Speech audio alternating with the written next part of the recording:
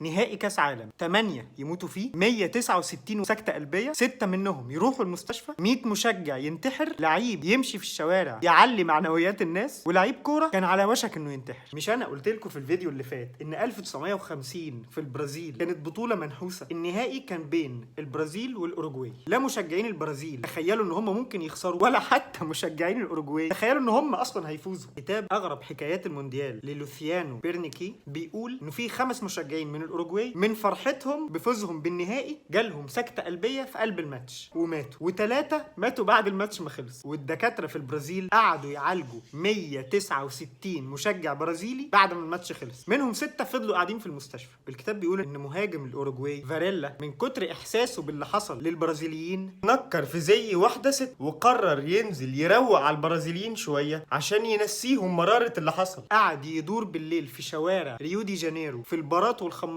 يحاول يعلي معنويات الناس اللي كانت في الحضيض.